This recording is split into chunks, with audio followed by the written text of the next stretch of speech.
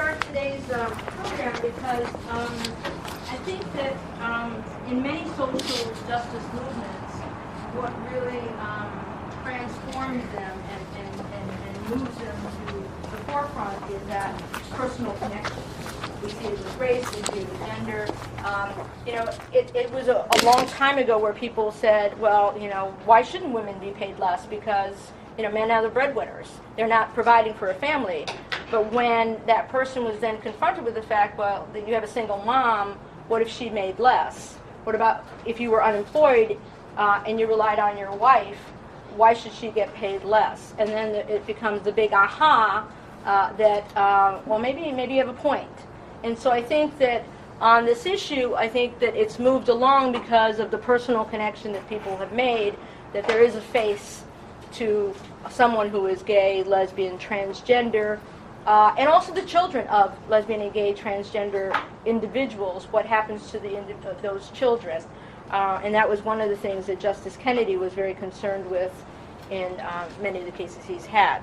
So again, this is sort of like a continuation of a talk we had prior about, why does it really matter in mediation that we have some insight into the people that come before us? And I think it does matter because if we're not really informed of what some of the issues are or may be on the table, and I don't want us to make assumptions because it's not always the case, but if we don't know to ask the question, then we are sort of operating as mediators with one hand tied behind our backs.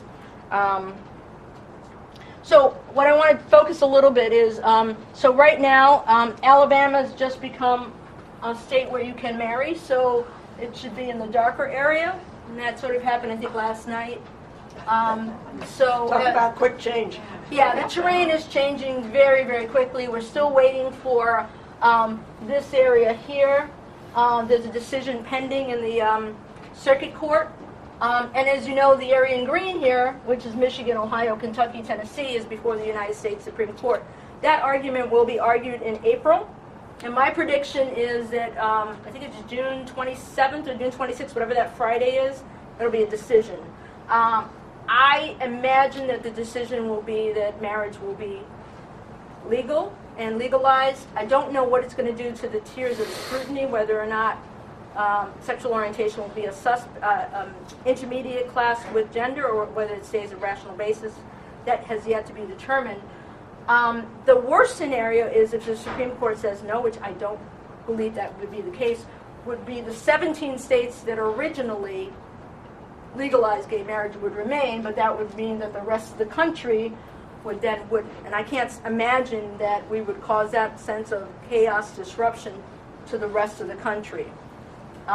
So that's where we are right now. And the reason I say this to you as mediators is a lot of, and Joe Buss is going to talk about some of the legal issues in another workshop, and I strongly urge everyone to attend because the legal issues also do matter, because you need to know the context in which you're doing an agreement or helping them effectuate the agreement, because you want to make sure that, especially if they don't have legal counsel, that they either sought legal counsel or they thought about some of the areas that could be minefields.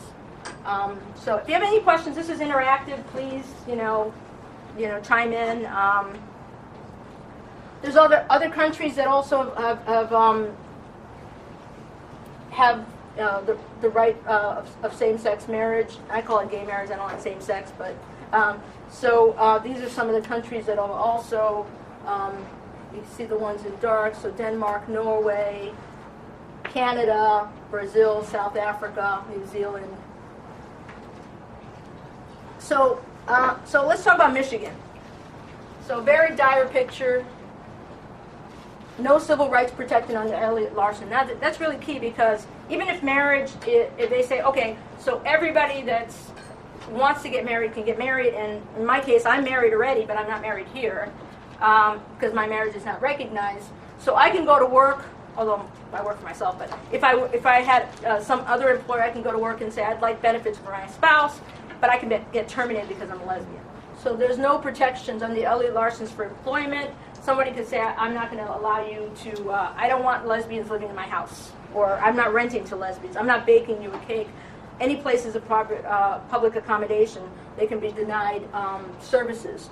So until Elliot Larson passes, it becomes very problematic in Michigan. You can be fired for being LGBT, you can be denied housing, and you can lose your children. You can be denied the adoption of new children. Family and relationship statutes do not protect. There's no protection against bullying, hate or bias crimes, and coming out is generally discouraged. This is a big issue for us as mediators because you may get two people who don't feel comfortable telling you the status of their relationship. And it could be in cases where you have a civil mediation, people are fighting over property, and you have no idea that they have a relationship to each other. Bullying and hate crimes, there's been a lot of transgender deaths in the past 6 months, and there have been a lot of LGBT deaths.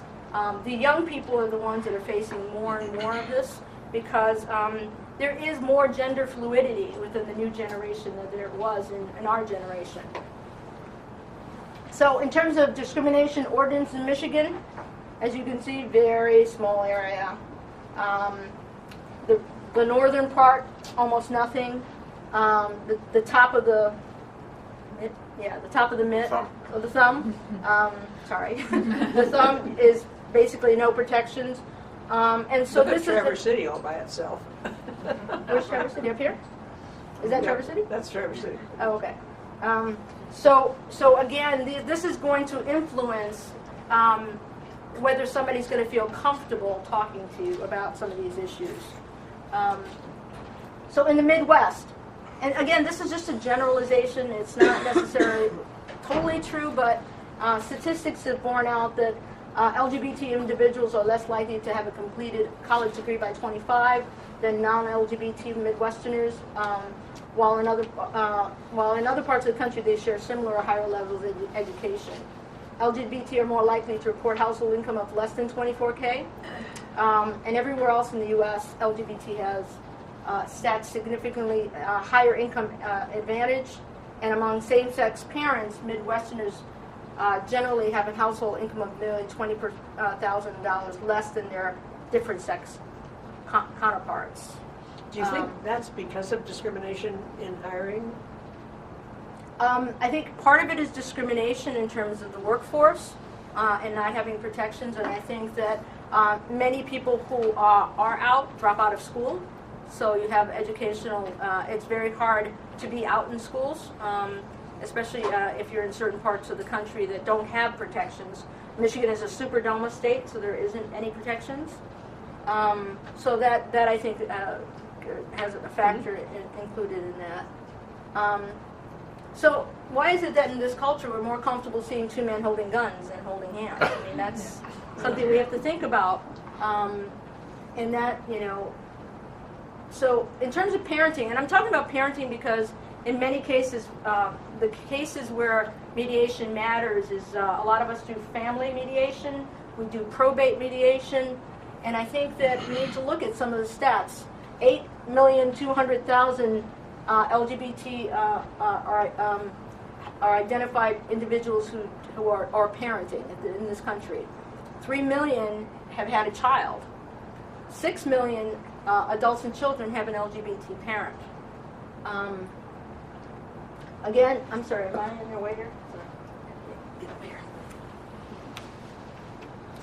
So here again, 6 million children and adults have an LGBT parent, and you're going to see many cases LGBT individuals have are fostering children, and that's what the DeBoer case in the U.S. Supreme Court is. They started fostering children under the age of 18. In many cases, these are children that are older children that the courts had considered throwaway children or challenging children. So this is the reality of many of the cases. So this is this video went viral, and I think it's an amazing video. So I'm going to let it play out.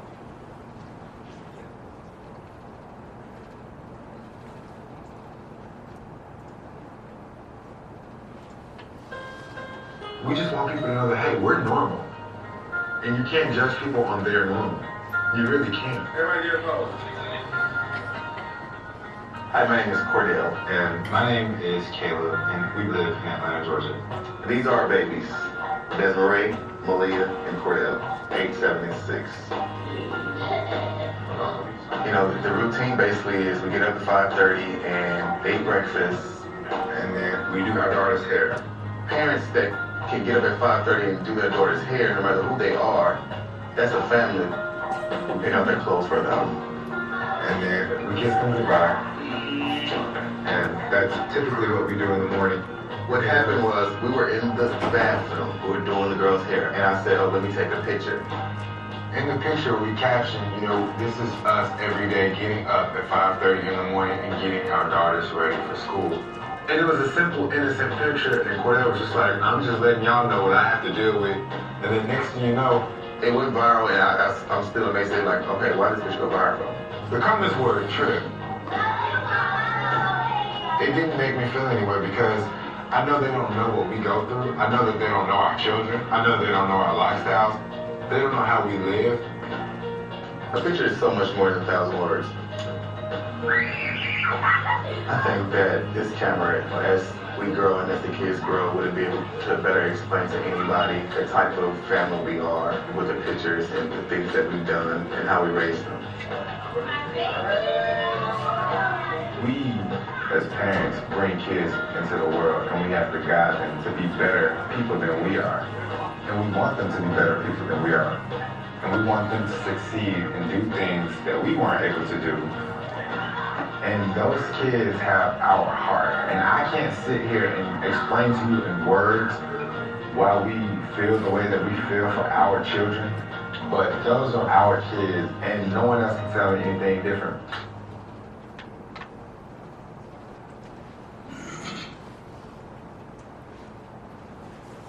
Okay, so I think that, the reason I chose this specific video is because I think it really highlights and exemplifies that everybody just wants to be family, and they want to be recognized as family. I mean, they're an incredible couple because they live in the South. They live in Georgia. Georgia doesn't recognize marriage, doesn't really recognize many things in a gay or lesbian family, transgender family. And for them, it's about the kids. It's about, being there for their children and being a couple and being able to raise their children. And so those are the issues that we get as mediators. Somebody comes in. Unfortunately, sometimes they come in when things aren't good. And they're wanting to separate. Sometimes things are said, well, you're not the biological father. You have no legal relationship. The court's going to award me custody. So somebody comes in feeling very empowered about the fact that legally the other person may not have a leg to stand on. So what I want to talk in a little bit is about how do we deal with those issues of that may come before us. And so the difference in LGBT mediations as opposed to other mediations is there is no safety net because there are no protections.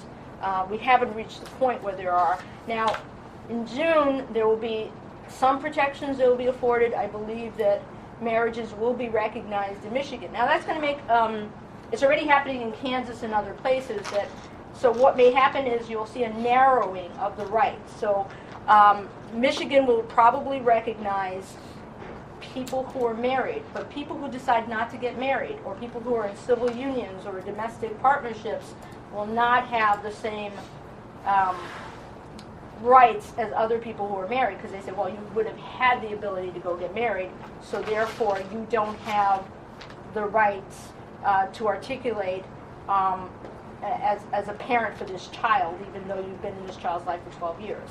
So then you'll get more of a equity type argument in many cases. And I don't want to go too much into law, but I think that you need to know that, the courts, there was a recent case before Judge Kunke where two individuals were married in another state, but Michigan doesn't recognize their marriage, so they can't get divorced. But she found that the children that they had raised together, that there was an equitable argument, an equitable issue where that person was entitled to parenting time, even though they weren't legally the parent under law.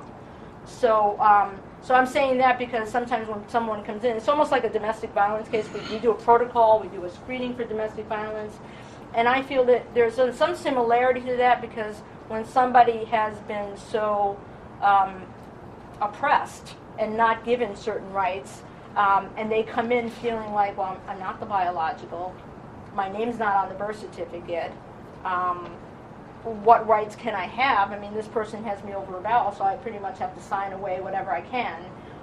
That's sort of a power dynamic that's going to occur in your mediation that you need to be aware of. So why LGBT mediation? Because right now, it's the best thing for people. When they can make their own choices for themselves, it's a great way to do it. Some people are very closeted.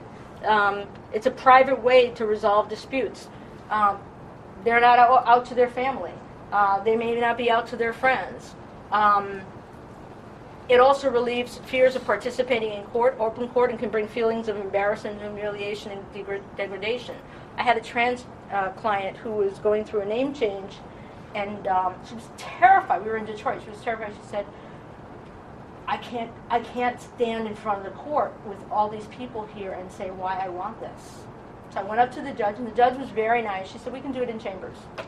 And that was great, because we were able to do it in chambers. She almost didn't do the name change because she was so fearful of going to the court. And then I had another case where the judge refused to do that. He wanted to put it on the record and wanted to do that. And so we had to work through getting her to be able to be okay about that. It also allows people to be honest and open about who they are. Our mediations create a safe space for people to be able to discuss the issues they need to discuss. And it's really, I mean, I've been a participant with the DRC with, I think, 3 or 4 mediations that involve gay issues. And it's really been transformative because the people were actually able to talk to each other for the first time and flush out some of the issues. And make their own solutions and choices for themselves. And we were just provided that by asking them why questions, how questions, and what do you think questions. As a mediator, some of the things that we should be cognizant that we never do is call anybody a homosexual. That's like, not a great word. And unless, and queer also, I mean, within the gay community, we can call each other queer. But it's not seen as positive when somebody else says it. And so, or any other slurs that may come up, stick to lesbian, bisexual, or transgender, and don't make assumptions about someone's sexual orientation, gender identity, lifestyle, or capacity as parents. And, I've fallen into this trap. I've had, 2 women who have come forward and, they've come to me for mediation or legal representation. And because there were 2 women together, I assumed that they were both lesbian. And one person identified as transgender within that relationship. So don't assume if 2 women come to you that is a lesbian relationship. It may be a lesbian transgender relationship, or it could be a transgender straight relationship. So ask the person how they want to be, how do they want to be addressed. With some transgender individuals, it's key, especially if you can avoid pronouns, I think it's safe. He, she, call them by the name is much better.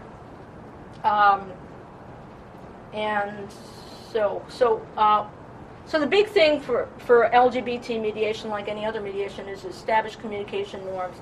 How do you want to be identified, and how do you want to be addressed? And this is particularly important for transgender people who may be in the process of transitioning. So the person presents to you as male in this mediation, but may feel that although biologically they're male, they're not, that they're female, or vice versa. Transitioning is also an issue that you may get.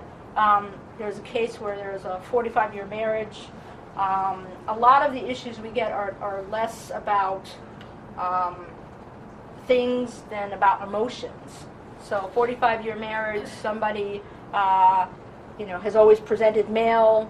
She married this man, or what she perceived as this man, had children. The children are now 40. And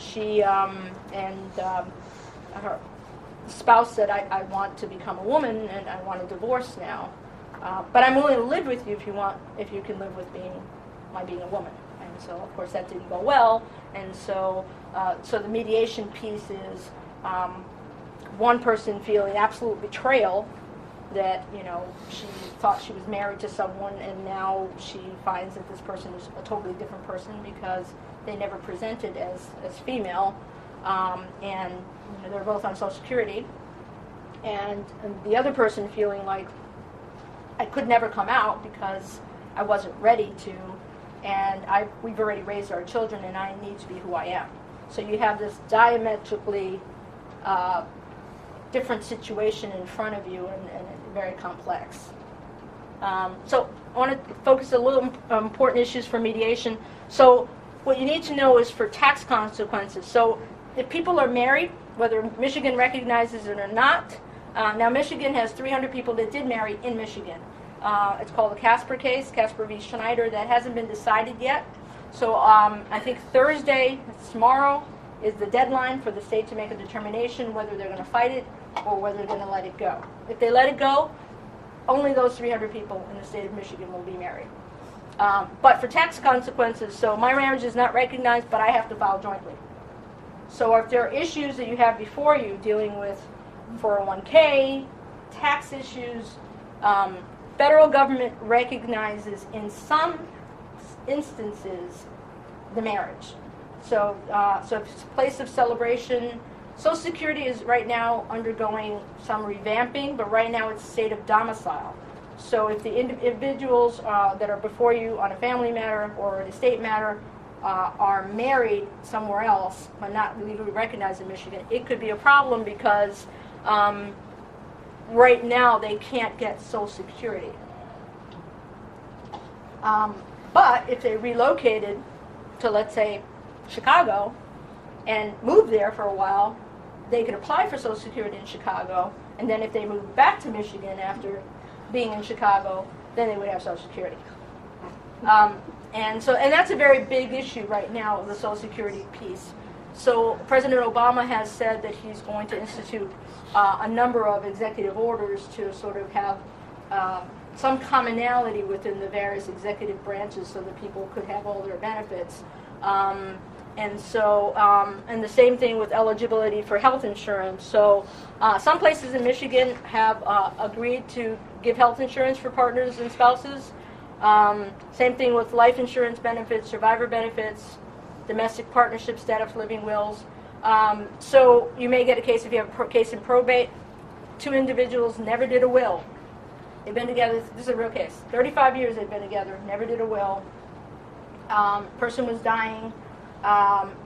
Michigan's laws are that it's spouse, children, spouse, children, parents, siblings. So this person would not inherit, if the person did not have a will. You can't bury somebody. So if this person wanted to bury the individual, the family could say, no, we're not letting you bury, even if the family's estranged. And many cemeteries will not allow you to bury someone unless you have a familial blood relationship. So these are realities that may come up in some of your mediations that you need to be aware of. Again, the caveat is, after June, things may change. So if there's marriage, then the marriage will be recognized, but if they're not married, they're back in the old scenario of SOL. Second parent adoption right now, Michigan does not recognize that. This is an area that's going to be a minefield because, for example, in New York, because New York has marriage, they're not doing second parent adoptions. Another real case. Two women came to Michigan. One of them was accepted at the U of M to do the residency for medical residency. They got married in New York, came here for 2 years. In the 2 years they were here, they had a kid. The kid was born in Michigan, birth certificate from Michigan. The woman who had the child is the parent listed on the birth certificate. It was a donor sperm, so there's no father on the birth certificate. They went back to New York, and because they went back to New York, they now have to get a second parent adoption because the child is not listed on the birth certificate and the other parent has no legal relationship to the child. It gets complicated.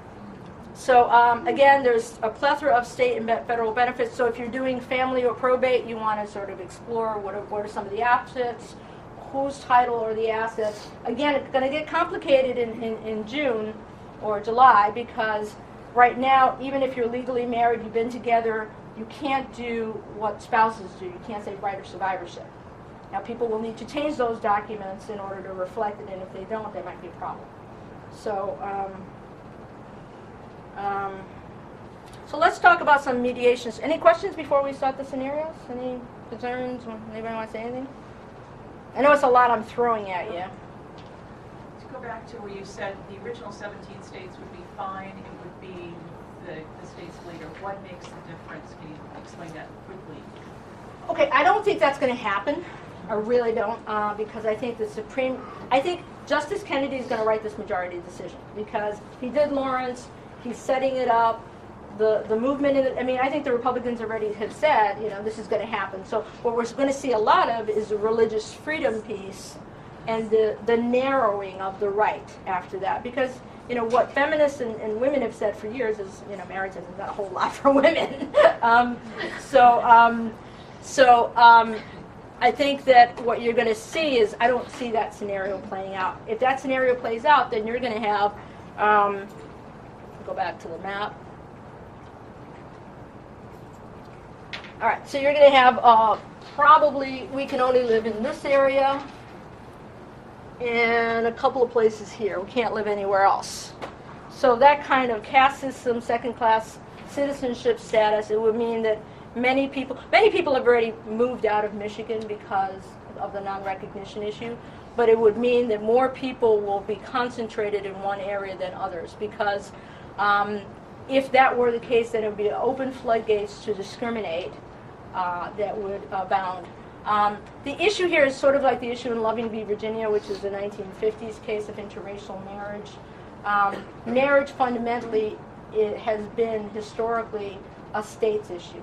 Ironically, if you look further back into history, the states were never really involved in marriage. It was a religious institution and not a state's issue. It became, the states took it on only for statistical purposes, and then they received all these benefits as a result of marriage. So if you go back historically, and I'm not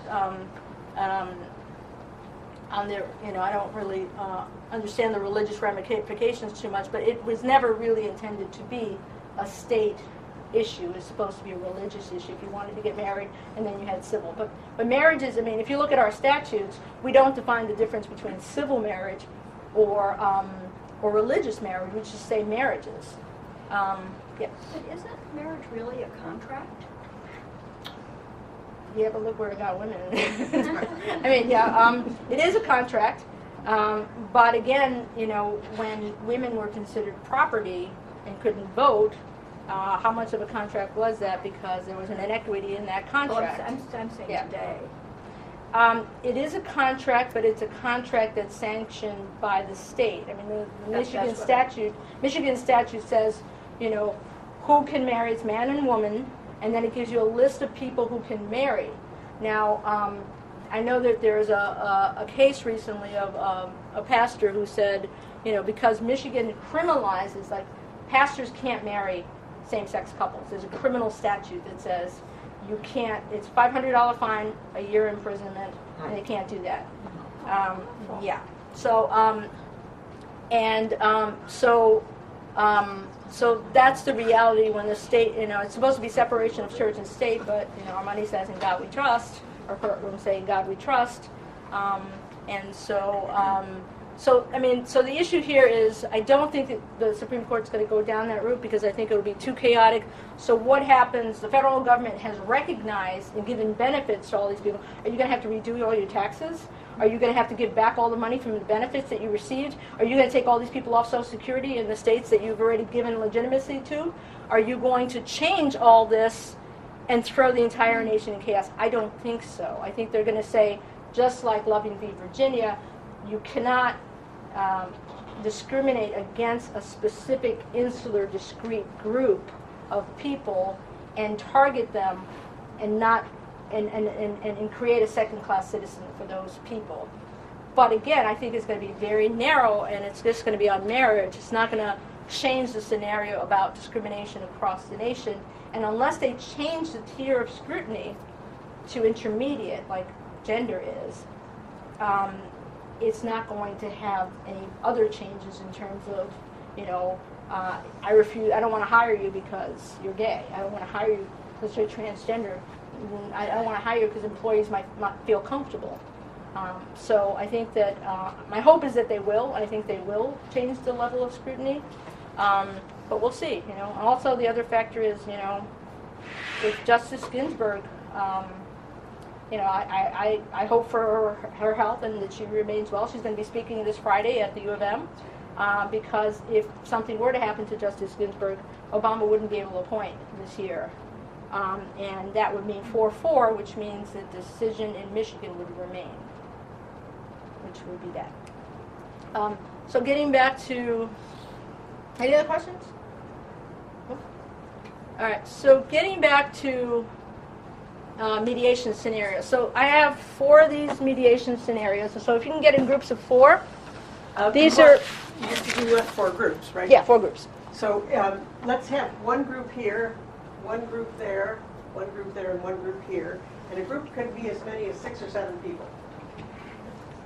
So These are pretty much chairs around. real scenarios. I've tweaked it a little bit, but these are scenarios that have actually played out, okay?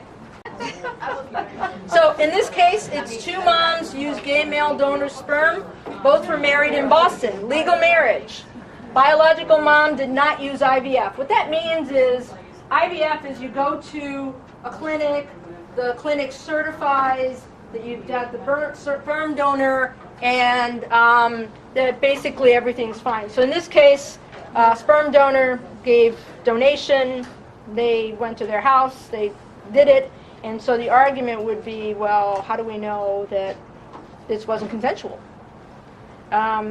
So sperm donor signs away rights in a sperm donor agreement, but maintains desire to be involved. His uncle wants his mother and family to know the child. 2 moms separated in Michigan. Sperm donor now wants a larger role. Both moms want a role. Biological mom is now a born-again Christian and wants a divorce to marry her fiancé man. Custody, property division, spousal child support. What say it? Terrific, and you've got all the issues and all the challenges. I especially like the fact that you reached a religious issue because, joint custody, if they have joint custody, it's about health, welfare, and making some of the decisions. And if there is a issue with a difficulty making a decision because of one partner's affiliation religiously as opposed to another, those would be things. Well, what do you think about, joint? If you're asking both for joint custody, she's asking for joint custody. How do you think what are some of the issues that you would, need to know about, so you can parent? The thing that I forgot to mention, I think that, it just hit me when I looked at Sally is, we are co-mediating. So the other factor that we need to consider is how we relate to our co-mediator in a very challenging mediation where things could either blow up in our face or not. And I've had the wonderful fortune of being with 2 mediators that, I trust, and I know that I can sometimes be outrageous when I need to, or sometimes not, but that I know that we're going to be able to handle issues that are of a volatile or potentially volatile nature. How old is the child in this situation? How old is the child? I didn't give an age, but it would matter. So in terms of best interest, the younger the child, it's going to be different from a child who's a teenager who may have some say over the matter. But in the real situation, how old is the child? The child was 8 in that situation. Yeah. So again, this scenario would change because if we're after June, the marriage would be considered the marriage, and some of the legal issues, and I'm not going to go into legal issues because Joe's going to do that in another forum, but the legal issues may matter if a person takes a position, which I heard in another group, we'll hear from that group, if they take a position that they have legal standing, the other person doesn't. I don't know why I'm in the room, why do I have to do this? I'm wasting my time, except that it's been court ordered, and so it's about getting the dialogue when somebody is just entrenched in their position. Property division is a key point. I know you didn't have time to get through it, but they have to divide their property. You have to figure out how to do that. And again, spousal support, would depend on whether they can agree. If they can't agree, then it would be up to the courts. So, any questions on this one? Yeah, Return? just one thing, Andrew. One of the things we didn't talk about was if it was a teenage child, we didn't talk about getting the child to actually participate. And we all were operating on the thesis of the child being very much younger, but I thought in your discussion of it, wow, this would be just incredibly more complicated if you're dealing with a 15 or 14, 12. Even an 8-year-old child Yeah. needs to be listened to. Right. So yeah, that would be a very big factor, and you want to determine that because the court can take that into consideration. The other question you might want to ask is, have you had a friend of the court? Have you been to the friend of the court yet? And has there been a recommendation from the friend of the court? Got to be careful with that because if one person has more leverage than the other person can say, "Oh yeah, we've been in front of the court, and they said I should get custody, and basically they gave us parenting time, and I'm good with that. So I don't know why we're here." So. All right, second one, bio mom and second mom. 2 lesbians married in Canada. Biological mother carried the children, twins. Second mother paid for and chose the sperm. Michigan does not allow second parent adoption, so the biological mother is the only parent of record. The two children are 8 years old. They're splitting up. It happens a lot, like around 8, people sort of get to that point. They're splitting up, unable to divorce because you can't divorce in Michigan, although there was a recent, I'm not going to say it on camera, no. Anyway, bio mom says, second mom has no legal standing. I'm the mother. Our marriage isn't legal. I get sole legal and physical custody. Second mom says, I've been with children since the day where they're born. I paid for the sperm. I took time off of work for 4 years. They know me as their mom. The children were born of our marriage, and they were born after our marriage. I want 50-50. Does Canada make any difference if they were married in Canada versus any other state? No. All right, so who has this group? Okay. I just want to put a disclaimer, I'm not a domestic relations mediator. The things that they discussed as they were thinking about how they would be mediating this particular case. So they would focus on the needs of the children using the best interest factors, and they were all familiar with that. They would identify and explore the emotional issues between the two mothers. One group member said, in some ways, this is very different from different sex couples. So they see this in the caseload for domestic relations cases. They would support the parties in getting legal advice, recognizing the issue of Canada, the sperm, and all of those kinds of things, the sperm, the cost that was raised. So we really adhere to not giving legal advice, even if the mediator is an attorney. So we would be supportive in them getting that. Another point to discuss is the different roles that each parent plays with the children. So who is doing the transporting, who's the driver, who's the caregiver, who cooks. I think parents do all of those different things. And then it was very important that the mediator not jump to any conclusions. How will this play out, how it should play out, given the legal issues we have in our state. What we as mediators think they should do, which I think can be very tempting, knowing what we know about the legal matters in our state. Okay, very good. Again, challenging scenario, very good presentation. One of the key things that you can ask is, how have you parented before? How do you see parenting right now? You're splitting up, the child's 8, they're twins. How do they get to school? Where do you live? How do you, is there a possibility that, getting from one place. So you can, the how, the what, getting them to talk about envisioning how this parenting time could play out, because everybody wants to be, I'm not giving up anything. Why should I give up anything? It's like, you wanted this divorce. I didn't want the divorce. The reality is they're not going to be able to deal with divorce. This was a real case in which the judge sent it on equitable grounds to us, and so therefore those are the issues that were discussed. Is okay. So how do we see this planning out? How do you see the children going to school, after school activities? See, the lawyer thing is kind of like funny, because in that case, the lawyers were totally diametrically opposed on their positions. One lawyer felt, well, the law's the law. Your client has no legal standing, not a parent. This, we're done here. I mean, the other person said, no, this is an equitable parent. And the judge was actually very good. She actually ordered the mediation on the issue of custody and parenting time, which was really key, because it sort of leveled the playing field based on the best interest, and that was the best thing that would have been done on that case. They did reach an agreement in that case, and they did parent, and they were able to talk to some issues. So it was a really good case, because it shows that, when people can come together, they can be very creative and deal with some of those things. Next one, two dads and a cousin. Now, I know this was probably the most tricky one that I put forth. Is the family doctor, stay-at-home husband, were married in California, now live in Michigan. Both men donated sperm, and the doctor's cousin donated the egg, which was carried by a surrogate, so it's a second person. The doctor paid for all the medical expenses and legally adopted the child later on. Dad's filed for divorce. Everything is on the doctor's name because he was the sole provider. Doctor wants sole legal and physical custody.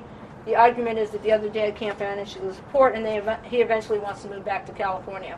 They have a paternity test, however, and the child is really the stay-at-home husband's biological son. So the stay-at-home dad wants 50-50, and asserts the doctor has no time to care of the child, and the child is biologically his. So this is a good one where this mediation, you may only be able to get a piece. So the piece might be that you're probably not going to resolve the custody issue. That's probably going to go back to the court, but you can maybe have some temporary parenting time that you can establish, so that maybe they can get the temporary parenting time in place, so that they can do something further. The other thing with this scenario is the doctor is biologically related to the child also, because it's the cousin who has the child. So they're both biologically related, technically. This is another situation where I put this here and made it this complicated, because sometimes you can only have a small piece that you can resolve in a mediation, and that's okay. Sometimes it's nothing, sometimes it's a small piece. If you can get parenting time in, they do the parenting time. The good thing about, our mediations is they don't go to court right away. Sometimes they do, but if you have this in place for a month, they may feel like, well, this is sort of working. I'm not going to really be able to deal with the child in my custody all the time. I'm going to need some break, and that happens a lot in our heterosexual relationship, where mom wants the child full time, doesn't want to give dad enough time, and then the reality is that mom has no break in her life. So the mediators can say, well, maybe a little respite might be nice.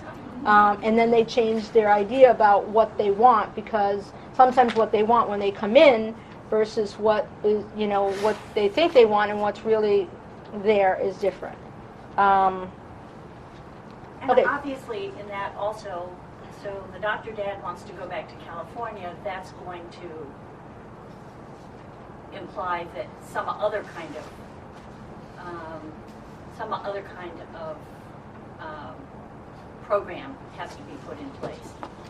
Well, yeah. So again, it's like those open-ended questions. So, so what are your thoughts? About you're moving to California. What are your thoughts on parenting time? How would that work? The reality again, legally is, after June, that person probably won't be able to go to California unless it's in the child's best interest because of the 100-mile rule. But again, you're not supposed to deal with legal issues Again, it's about talking to people about, and the reason I gave you the family issues and all these is the civil issues are really easier to deal with because property's property. The hard part with LGBT issues and civil mediations is dogs and cats and animals. Because, I did a case where the dog and cat had to go with the kids, and that's how we resolved it. That whenever one parent had the children, they also got the animal, the dog, because it just made it simpler that the dog went back and forth with the kids rather than setting up another time in which the both people had time with the dog or cat. All right, transgender dad. Dad is transitioning from man to woman. Mom files for divorce because of this process. Mom wants dad to dress like a man and not talk about transitioning. Dad disagrees. Mom wants parenting time to be supervised. Mom is worried about children being harmed, especially because the son's role model is gone. So custody and parenting time again. You're good. Yeah, and thank you for giving us this one instead of that one. I think what we were looking at was a whole lot of questions with the kids' age. So it seems like every time I've heard this, we've talked about one, the kids' age seems to be real important. Our discussion started looking at maybe identifying some issues that need to be looked at before we even look at custody and parenting time. And I guess from reading this, we all felt that the mom has some very strong feelings that probably would need to get out. And then we started talking about caucusing versus helping facilitate the conversation in which each parent could be listening to the strong opinions of others. And so, of course, as we all know, you have to sort of just feel that out. But I think our group was probably leaning more toward being, taking a little bit of risk and a little more discomfort to see how far the parents could talk before you might have to caucus, and appreciating the mediator's role in interpreting. Because when you have this kind of, we see it as, there's going to be anger here. I mean, mom wants dad to continue dressing like a man and not talk about it. Well, reality checks that our group was saying, well, how insulated are these kids? What do they know so far? And what do you expect for your children in the future regarding insulation from these issues? Other points were made that mom being worried about the children being harmed need to be explored. And also another reality check, or just bringing up the point of some discussion of before this became your issue, what kind of parenting did you have and how was the dad, and just look at the fears and concerns of how you see this being changed. And then we did do some talk about how to maybe put in there that I think some of us at the table were thinking they need to be in therapy. Okay, well, great, we can think what we want, but as soon as we start making decisions about what we think they should be doing, I think every little bit of our hairs need to go up and be real careful there. And so, of course, open-ended questions about where are the children with this, and what are you, have you done anything, whatever crafty little open-ended questions we could get at for them to explore the issues that the children might be having and to keep best interest in. What did I miss? It's 1 o'clock. So really good. So one of the things last point I want to make, unless there's questions, is triggers. We talk about triggers constantly, and sometimes when we have difficult issues, I had a case where, I was a lesbian, the judge was a lesbian, the lawyers were lesbians, the clients were lesbians, my co-mediator wasn't, but but he was a sort of honorary lesbian. So, but one of the things that triggered me was, it was a case involving 2 women who had adopted an African-American child, and they were breaking up after 2 years, and they had just adopted this child 2 years earlier, and it was the issues about how they were talking to each other and what they wanted, and it was a trigger for me because I felt like, well, where's the child in this? You decided you want this, you decided you want this, and I was feeling like you as a parent, you took responsibility, and now it's not working, so now you want to walk away, and now what does this do to this child who, again, has their life up in upheaval? And so, and it was, it was challenging, so it was good for me to have the co-mediator, and we were talking about it before we met with them, to talk about, okay, so this is a trigger for me, I recognize that as being a trigger, and it was helpful to talk about some of those things. So again, when you have issues like this, here, the issue here is so much emotion. A wife of 20 years or 10 years, and they're in a marriage, and all of a sudden, her position is, how could you do this to me? And his position is, or her position is, I would have told you earlier, but I just felt I just needed to do this, and I thought I could do this, but I can't do this, and I'm just being honest. And so you have those diametrically opposed feelings, and that's a real reality in some of these situations. Angie, thank you so much.